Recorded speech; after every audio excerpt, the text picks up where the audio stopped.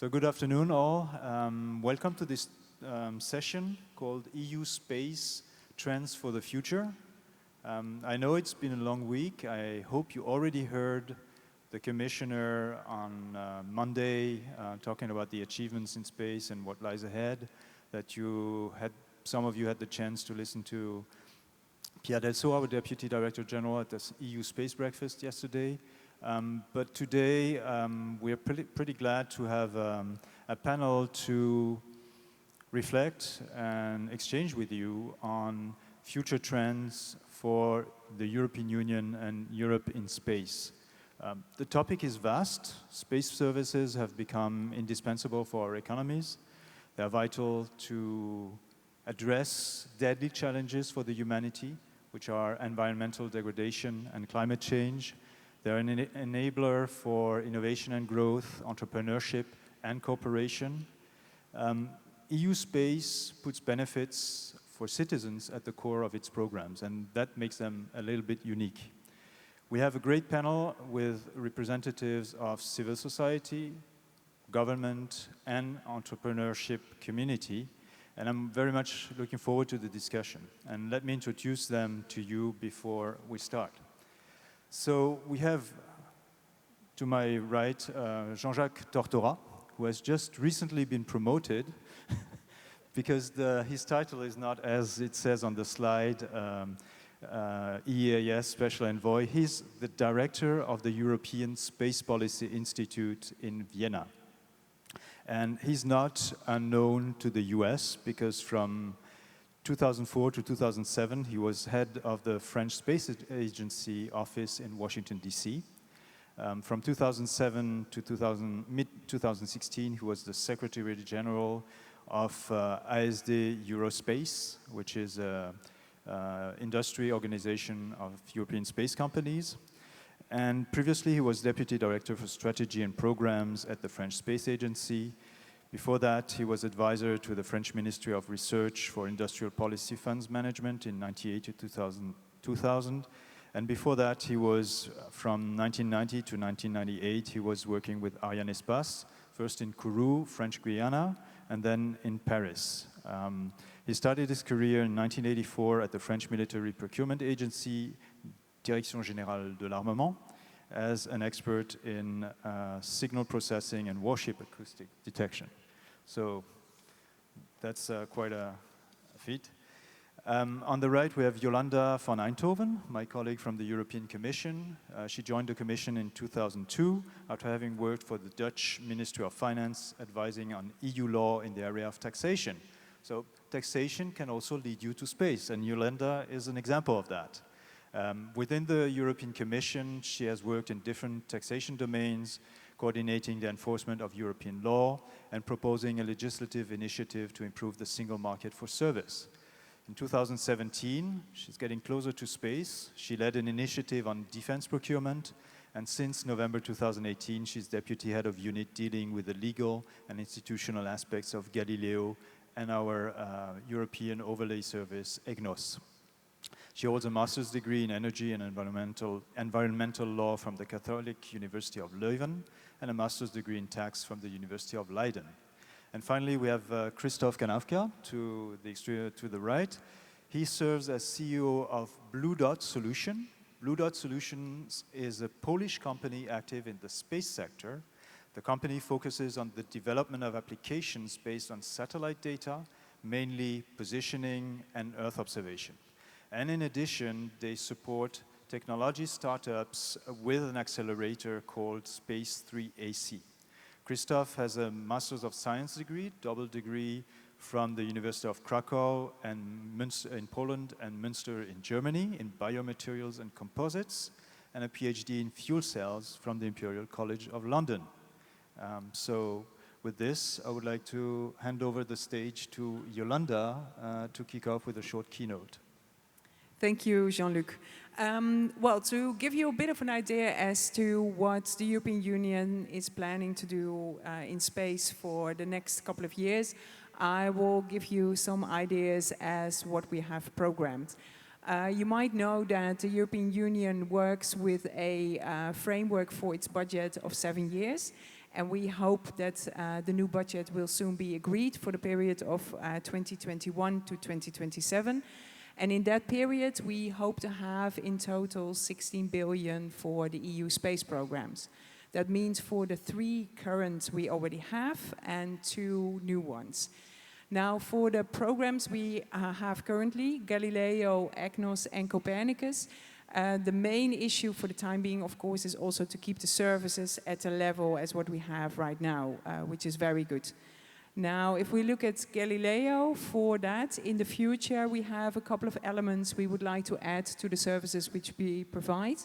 On the one hand, we want to go to a high accuracy service, which means positioning of 20 centimeters accurate, which is of course very important if you want to use the navigation system for instance, autonomous driving. On the other end, we are also working on our authentication service, which means that you can be assured that the signal you get is really the signal of Galileo. And we are also working on what we call the early warning service, which will be a system whereby member states could actually use the navigation system to inform its citizens of certain disasters going on or other crisis situations. So these are for Galileo the things we are planning to have in the period of 2021 to 2027. Now for EGNOS, in principle, the system is there and it's working well. And of course, we need to make sure that it is also delivering the service which we have right now. On the other end, we're also looking into areas where there is no reach for the time being in order to make sure that also EGNOS there can be of help. And then finally, our third program which we currently have, Copernicus, our Earth observation program. There, of course, we also would like to continue with the current service level, but there are also elements we would like to introduce in the next 7 years. And one of them is very much our CO2 mechanism, whereby we actually will control and will check the amount of CO2 emissions by the member states. These are the 3 existing programs, but in the future we will have 2 added. So one is what we call GovSatcom, which is our government satellite communication system. And that is a much more secured system than the telecommunication systems currently, which we would like to offer to the member states in order to communicate with one another, but also within the services they have within a particular member state. And last but not least is our space situational awareness program, which will actually alarm about things going on in space, but also possibilities of things hitting Earth. So these are the 5 components which we will hope will actually be the EU space program for 2021 till 2027. Thank you. Thank you, Yolanda. Now, Christoph, we would like to hear the perspective of the entrepreneur, where you see EU space trends going. Thank you very much for this invitation. So, ladies and gentlemen, my perspective is, of course, different because I represent the private sector, and also I represent an entity that supports other companies to get into the space sector, use the satellite data, and also try to disseminate them as much as possible. So, between 2016 and 2020, the accelerator which I represent is going to support up to 100 different startups active in IT technologies, hardware, IoT, and some other different domains. The way we do it is that we first communicate with the large industries, so major ports, for example, insurance companies, telecommunications companies, transportation companies, all of those ones who sooner or later will have to use satellite data in some certain form. Now, we communicate with them, we ask them, what is your challenge, what is the problem at this moment which you would like to see, which you would like to be solved by a technological solution, and then we open a call for startups which are which are trying to answer to those specific challenges. With that, we are trying to promote satellite data, use of GNSS, for example, techniques, use of Earth observation, use of telecommunications, mixing those data, for example, meteorology plus the positioning, and try to encourage them in order to produce a completely new generation of products or services, which would be different and which would be more precise, more effective, and more interesting than anything that is existing right now on the market. This is very interesting because a large number of those industries are quite conservative when it comes to the daily operations. So they have never ever properly used any satellite data. They might have used very simple solutions. Well, nowadays in modern world, it's almost impossible not to use anything that has ever been done with the help of a satellite data, but they are not yet aware of it. So with that, we also increasing, I call it digital awareness and space awareness of potential applications of satellite data and its usefulness. What do we see? In the beginning, of course, those companies, those large industries, are not convinced the results are not yet that good. However, after some iterations, it looks as if the results are much more positive than any traditional solutions. And this is a very good thing because those companies then can merge their strategy of development. So for example, infrastructure development, preparation of the infrastructure, for example, to harsh weather conditions, for example, preparation of the equipment, for example, to operate within Europe and outside Europe. Preparation of the equipment to work within, in the land, on the water, on the sea, and then in the air. And then suddenly it turns that satellite techniques are the only solution that would make it possible to work. So suddenly it turns that both Galileo and Copernicus seem to be very, very useful, and the access to data and the way you can access to the data in various different forms starts to be very, very useful and very, very helpful to establish new products and services. Of course, at this moment they are relatively small. They are not yet huge hits on the international market, but first customers are there. Those small companies, they can say to the investors, guys, if you would like to invest in us, you can invest in us in a higher confidence because we already have a large customer on board. You can invest with us with a nice confidence and a lower risk because we would like to do the same to several different companies also outside Europe. And this is what I think is very, very unique for the European Union.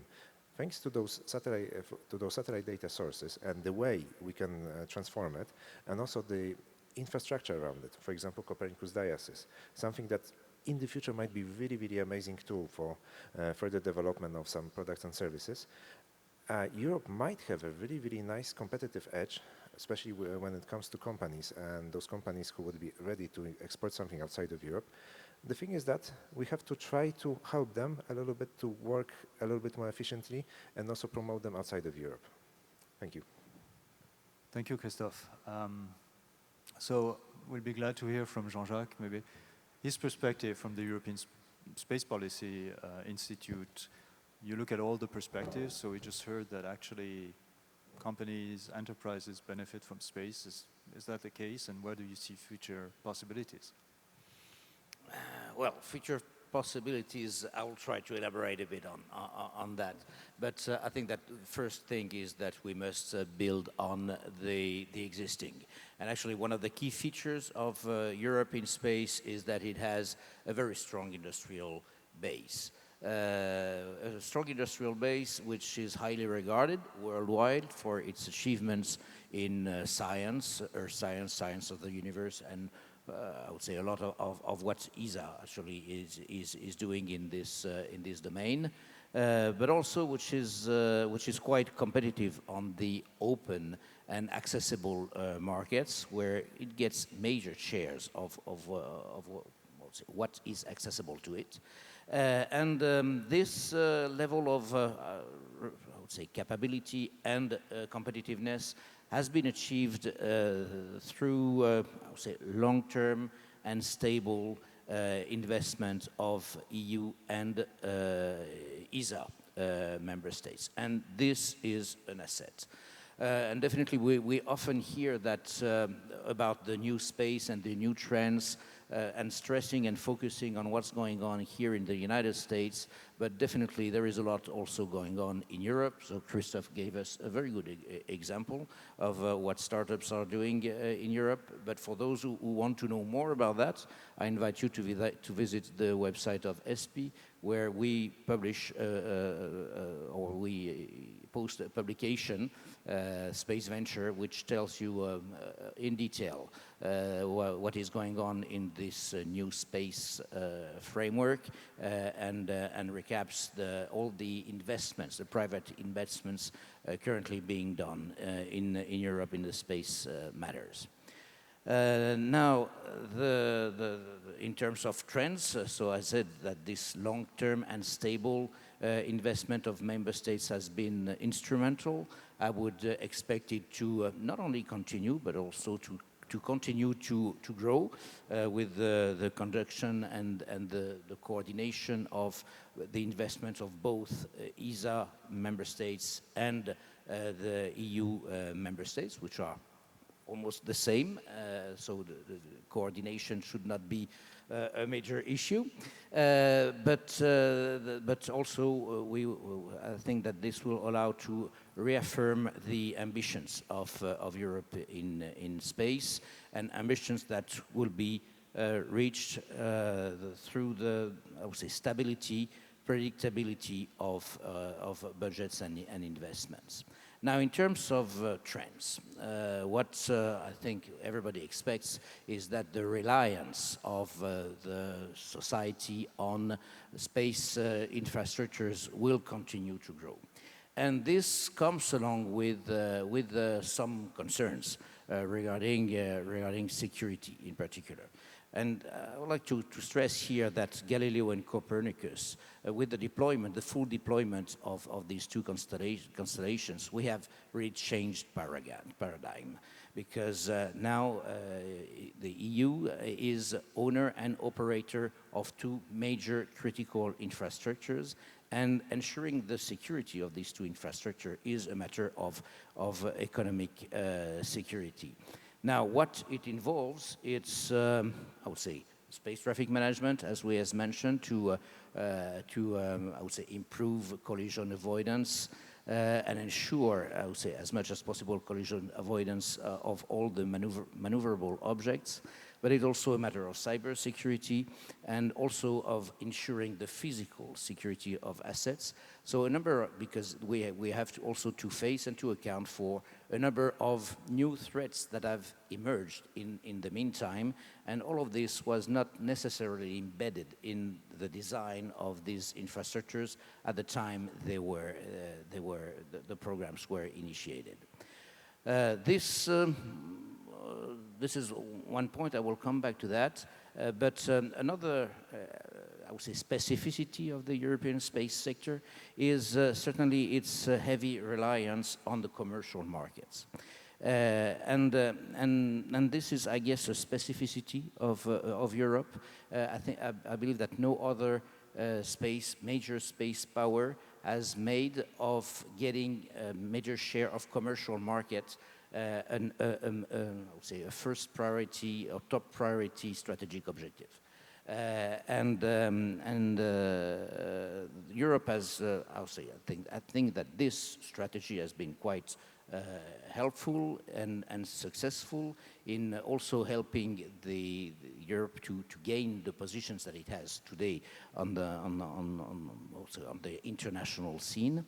But in the same time, I think that as a consequence, the European industry is exposed like no other to the fluctuations of commercial markets, and we know that we can expect some turmoil in the next few years on that, and I guess that there is also a need to increase the domestic demand for space-based services. So this is a lot about the market uptake that Yolanda mentioned before me. Also, I think that new activities in security might also contribute to increasing this domestic demand. And I anticipate very interesting discussions in Europe to define the most appropriate and adequate governance for this new development. Thank you, Jean-Jacques. Thank you all. So there were three very interesting perspectives: European Commission, entrepreneurship, and think tanks who take a step back and reflect about what we do. I don't know if I have a microphone, if the audience has questions, but before we turn to the audience, I would like to ask, maybe to kick it off, one or two questions from the panel. So the first thing is, we heard to have a credible space policy, you need a strong industrial base. But at the same time, to do great things in space, you actually need to cooperate. How can we reconcile the imperatives of cooperation with the need for cooperation? I mean, you talked about dependence on the commercial market. Now, how can we do that? How can we cooperate, compete with the US, with other emerging nations in the world? What should the EU and Europe more globally do? I'll throw it out to all of you. Yeah, okay. So I will start. So actually, it depends what you mean, what kind of competition you have in mind. Definitely, I would say there is very little appetite in Europe for international competition. What I mean is that Europe has never been part to any kind of space race, and will probably not be part to any of that in the foreseeable future. The model, I would say, for Europe is really based on international cooperation and not on international competition. While international competition from other space powers is a major driver. So I guess that it's cooperation at government level and competition at industry level. I think that this competition with industry is I would say a necessity and an obligation, and it's always good to exercise a bit and to and I think that for industry, this constant competitive pressure is a condition for success and for sustainability. Thank you. Shall I? I totally agree with Jean-Jacques. I don't think that we want to have a starting point of that we are in competition with one another. I do think what for Europe is very important is that we take our own strength, so that we actually work on a strong and innovative industry also for space.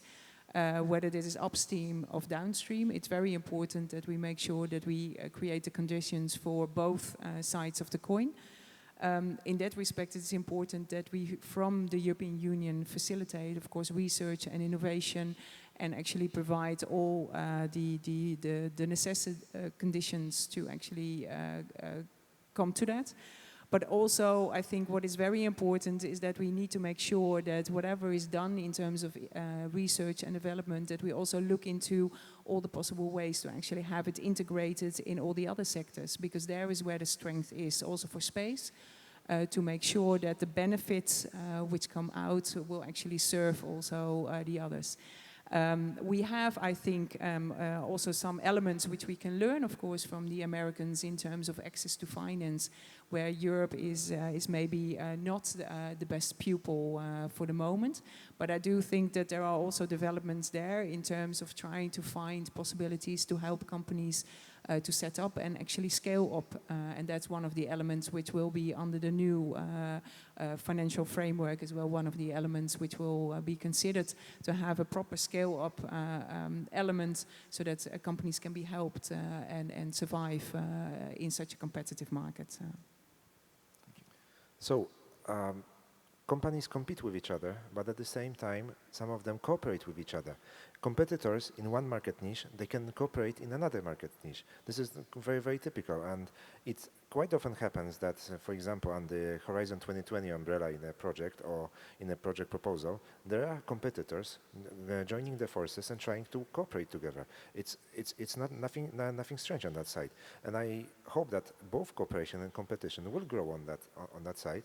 What I see as a problem, rather, is that sometimes in some particular niches there might be a very limited number of commercial entities, and somehow all the contracts, for example, might be available only to one type of a company. I would rather like to see more competition on this side and more favorable environment for new competitors to enter that niche if it's useful. And the second thing, what I see sometimes as a problem, is that non-commercial entity becomes a major player in some of the market niches. I mean here, for example, National Research and Development Unit that is well established, has quite a lot of, for example, infrastructure equipment, and typically has been providing some services to, let's say, for example, local government or the national government. And they are so used to this place that even the local or national government sometimes do not see the necessity of inviting the commercial entity to cooperate there. This is what I see sometimes as a problem in development of the market, and also the problem to increase the competition on a European level. If you are more competitive within Europe, of course you will be also more competitive outside of Europe, which means that personally I will have no problem to compete and cooperate with someone from outside Europe or any other entity, as long as, of course, the conditions to cooperate and compete are quite just and transparent. Thank you, Christophe. And maybe for those in the audience who are not fully familiar with the way the EU works, Yolanda referred to international cooperation. Christophe talked about Horizon 2020. Horizon 2020 is our research program, and like most European Union programs, to get a financing, you need to cooperate with companies, entities from at least 3 different member states. So that's really, you were talking about competition, but also cooperation. That's really international cooperation at EU level. You need to have 2 partners at least, if you're an entity in 2 different countries. So that's one thing. When you were talking, Yolanda, you talked about interesting the other sectors. Christophe talked about digital awareness in his introduction. If you look at, for example, what the Australian Space Agency is doing, is they're trying to attract companies from the mining sector to space. And that's one of the things. We put benefits in the EU, we put benefits for the citizen at the center of our programs. And we heard during the IAC that the space community needs to draw support and investments from outside the space sector, bring new people in, and not necessarily just the ICT people who invest in the Earth observation data. What do we need to do to attract people from outside, either as investors or users or advocates for space programs, because we compete with limited funds with other users.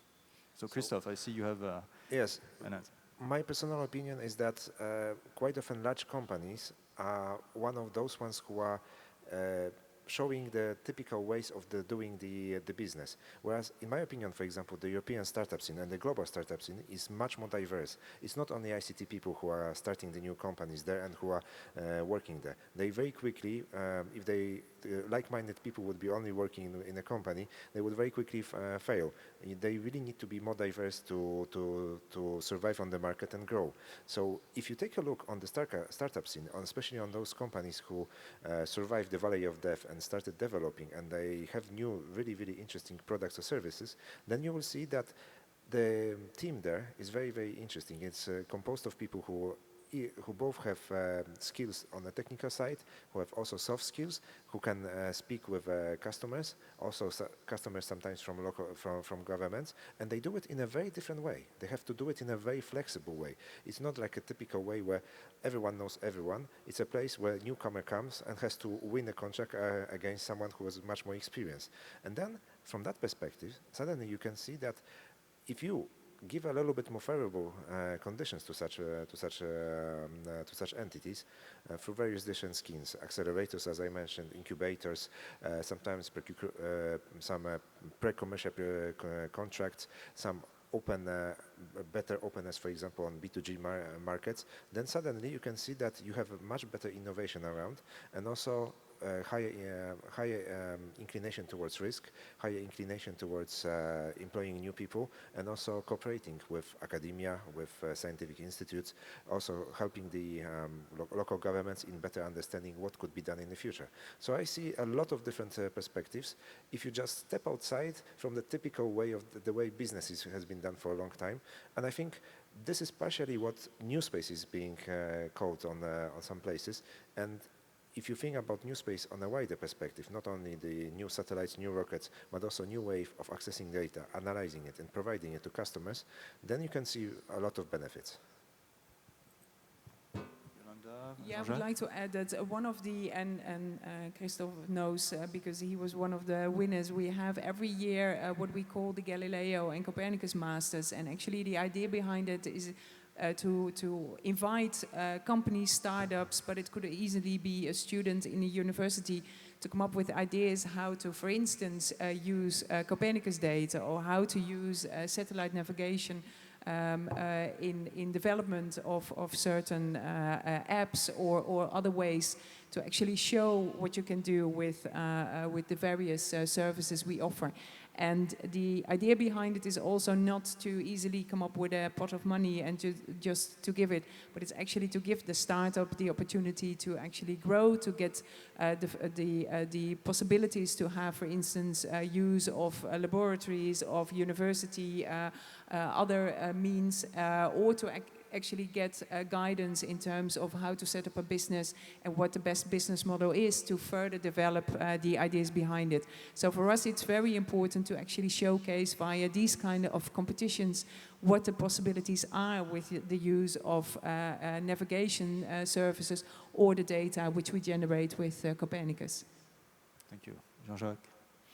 Yeah, and maybe if I try to complement a bit what was said before me, with which I fully agree, I would say that also maybe part of the solution is in the institutional organization that we apply to the space to the space sector. Actually, probably the situation would be better the day we stop addressing space as a vertical sector. Because space by nature is a very transverse domain. And the day we will be able to address that really transversally, then probably the situation will improve faster.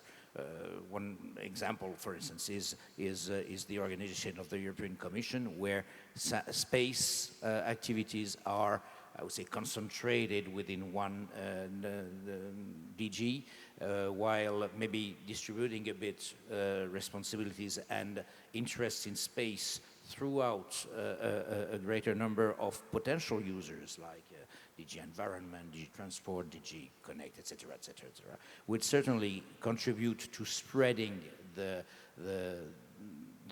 need or the use of space capabilities through many more, I would say, user sector, user domain. Thank you, Jean-Jacques. Thank you all. So basically, we should look out for next year's IAC. If we have stands from John Deere or from the mining company Rio Tinto, it will mean we have branched out and had success. At this stage, I would like to use the remaining minutes to open it for Q&A to the audience. So just raise your hand. You will get a microphone. If I could ask you to state who you are, which organization you work for, and ask a question. Don't be shy. I see a hand right there.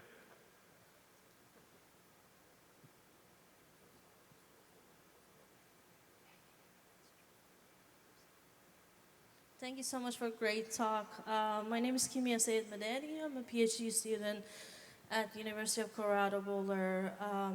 So very interesting talk. EU space is a little bit different than what we traditionally see in the US, because there's a combination of multicultural, multi-countries together that they're doing research. And you mentioned about some of the policies and concerns about the possible new threats from the space that we are hearing. How do you see that the policies that are applying in EU can be applied internationally over the other countries? And who do you see be the one that actually, I don't want to call it policing it, but looking at it and helping growing that interactions globally? Thank you so much. So who wants to have a go? Well, I guess I should be the one trying to address this one. So as I said, I expect this to become, in the next few months, a major, I would say, the next challenge that Europe will take up.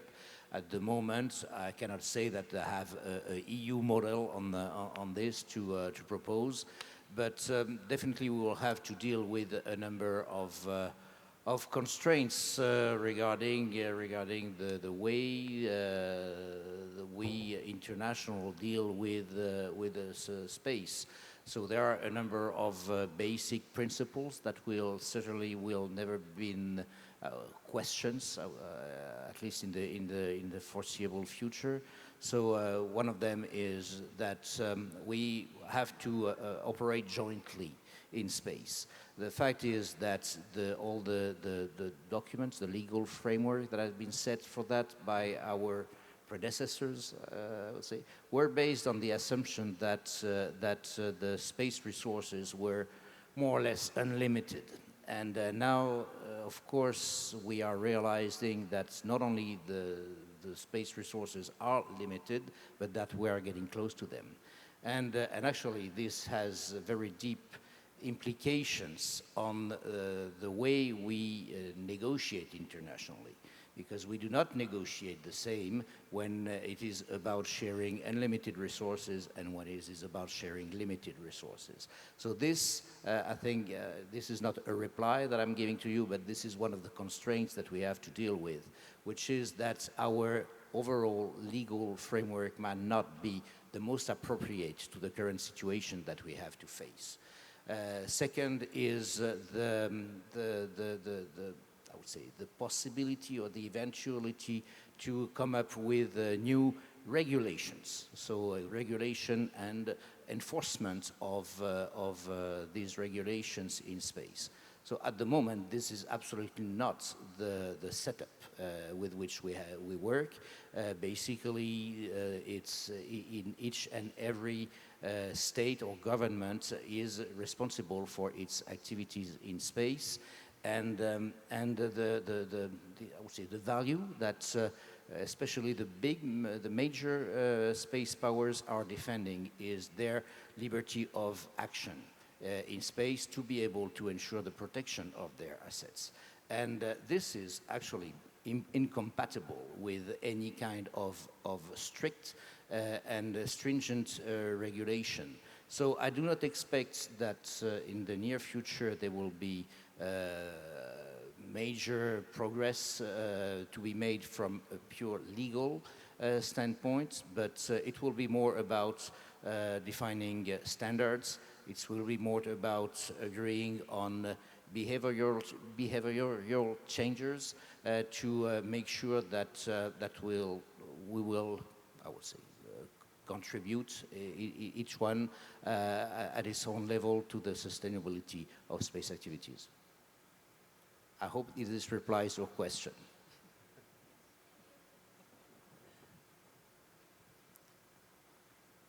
So we have one more.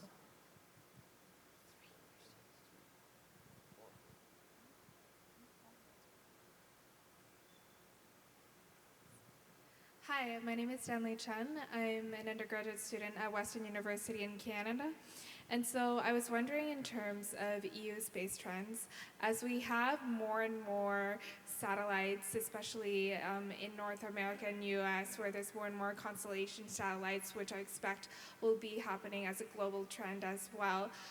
Does the EU have policies or technology developments in terms of debris removal when it comes to future satellite collisions due to the number of satellites, and if they're encouraging technological developments in terms of debris removal? Thank you. I will answer the question. At the European Union level, we do not have currently any specific legislation which deals with debris removal. I can say that the European Space Agency, the agency with which we work very closely together in terms of our 3 EU space programs, does have a program to remove space debris. That said, in the framework of Horizon 2020, our current research and innovation program, there are definitely projects which were focused on the removal of space debris. And it's absolutely not ruled out that these kind of developments are actually taken up further to work on this. But currently we do not have any legal framework in this respect. And I don't think that for the time being there is an intention to set something up like that. Maybe one complement to that is on the ESA side, because you know that there is a ministerial council upcoming by the end of November, and on the table of the EU ministers, the ESA will propose a project or program to which will be an actual active debris removal mission. So still at this point in time subject to the approval of and funding of the ESA member states, but this is one step forward that Europe is doing in this direction. Now, this is also true that from a legal standpoint, debris removal remains a very challenging issue because the debris continue to, I would say, to be the property of the launch states, and launch states might be diverse.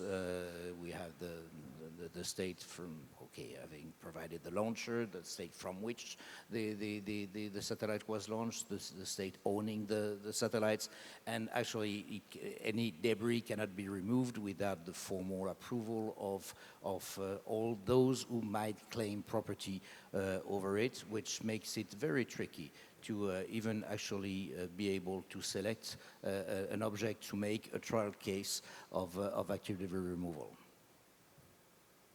Well, maybe I would just add that not every European country has so far introduced law when it comes to insurance, for example, of the space objects, and some countries are just thinking about this, how to introduce it. So this is still some baby steps are being done here in this matter, and I see that probably over the next decade we will see some more active movement.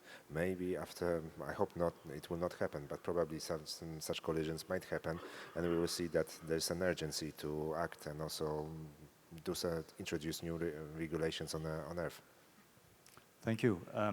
So you actually got 2 answers for the price of 1, because you know what we are doing for debris removal, but you also understood that space in Europe is complex because we have the European Commission, the European Space Agency, and the member states who have their own legislations and are doing things their own way.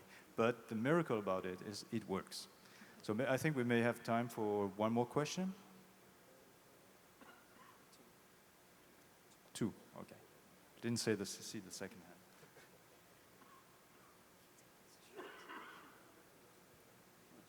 Hi, thank you very much. My name is Noah Weber from TU Delft.